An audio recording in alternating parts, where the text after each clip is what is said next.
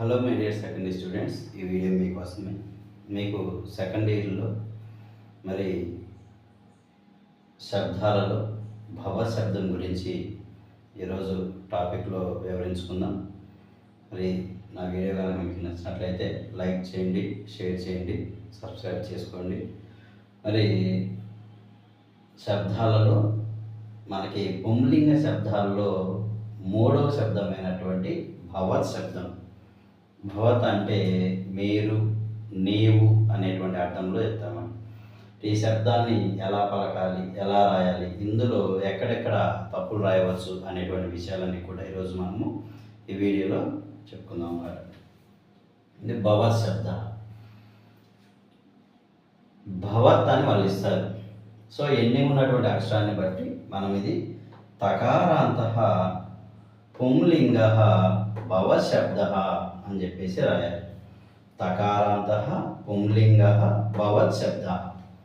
ఆ తర్వాత ఏకవచనం, ద్వివచనం, బహువచనం అని చెప్పేసి రాయాలి.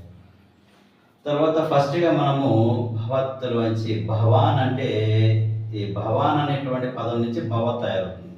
మనం ఫస్ట్ పదము భవాన్ అని తీసుకోవాలన్నమాట.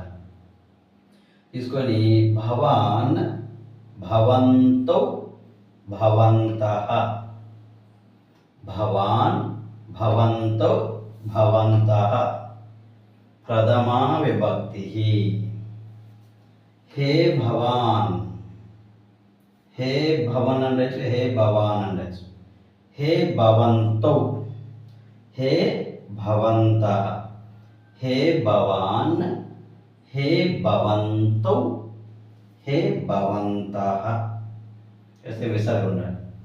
సంబోధన ప్రథమా విభక్తి.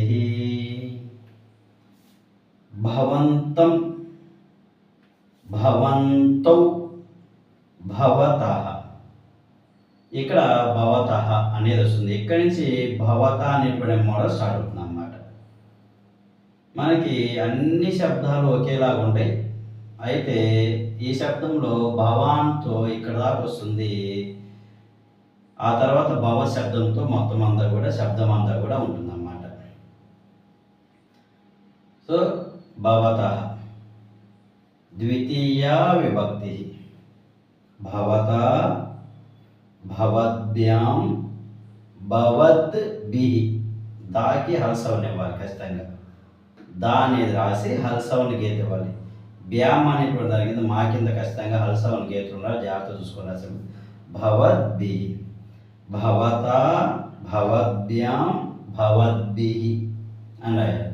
తృతీయా విభక్తి. భవతే, భవద్భ్యాం, భవద్భ్యః, భవద్భ్యః. చతుర్థీ విభక్తి.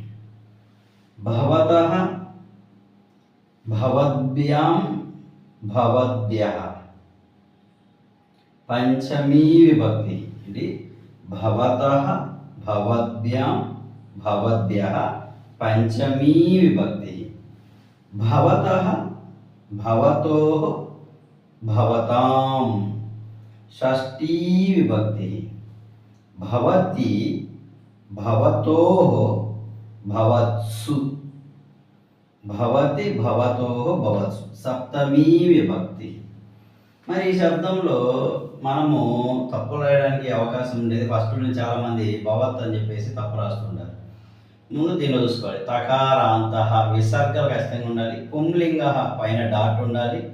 లింగ అన్నప్పుడు ఇక్కడ డాట్ ఉండాలి. తర్వాత విసర్గలు పెట్టాలి. భవత్ శబ్ద ఏకవచనం. మా కింద హల్సవర్ణ, మా కింద హల్సవర్ణ, మా కింద హల్సవర్ణ మర్చిపోకూడదు. సాంస్క్రిట్ కాబట్టి.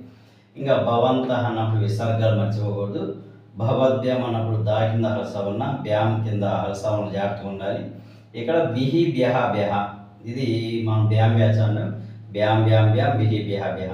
ఇది మనకి ఏంటంటే అన్నీ ఒకే మోడల్ ఉండే. ఇక్కడి నుంచి మాత్రం అం, ఆ, ఏ, అహ, ఈ అన్నట్టుగా తం, తా, తే, తహ, తహతి ఈ మోడల్ తీసుకొని ఔ, ఔ, ఔ, భ్యాం బ్యాం బ్యాం, తోహ తోహ, ఓహ ఓహ తీసుకోవచ్చు.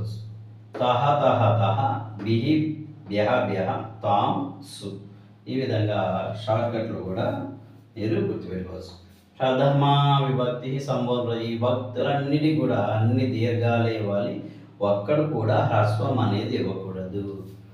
ఈ విషయాలన్నీ గుర్తుపెట్టుకొని ఈ శబ్దాన్ని కనుక ఇస్తే రాసినట్లయితే మీకు ఖచ్చితంగా 6 మార్క్స్ అనేవి వస్తాయి అన్నమాట. ఓకేనా?